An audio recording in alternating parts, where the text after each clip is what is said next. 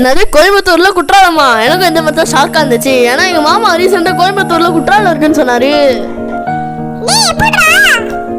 ஆமாங்க, எங்க மாமா சொல்லி நாங்க போகாம இருப்போமா, நாங்க வண்டி எடுத்துட்டு கிளம்பிட்டோம். பஸ்லயே ஒரு கிலோமீட்டர் அப்படியே கூட்டிட்டு வராங்க. வந்துட்டு ட்ரெக்கிங் பண்ண வைக்கிறாங்க. இந்த பில்டிங் பாருங்களா, இங்க இருந்து பைனாக்குலர் வச்சு எல்லாரையும் பார்ப்பாங்க போல. அந்த இந்த மலையில பாருங்க எவ்வளோ மேகம் இருக்குன்ட்டு. அப்படியே நாங்கள் ஒரு 3 கிலோமீட்டர் ட்ரெக்கிங் பண்ணியே போனோம். ஒரு செம்ம எக்ஸ்பீரியன்ஸு, உண்மையாலே சூப்பராக இருந்துச்சுங்க. அந்த க்ரீனிஷாக இருக்குது பாருங்களா, அந்த ஃபுல் ஏரியாவும் அந்த மாதிரி ஒரு எக்ஸ்பீரியன்ஸ் வேறு எதுலங்க கிடைக்கும்.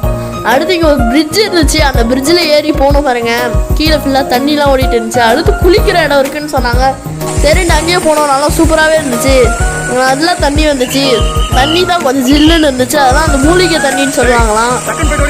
எல்லாரையும் செக்யூரிட்டி கிளியர் பண்ணிட்டாரு. நாங்கள் மட்டும் போவே இல்லையே.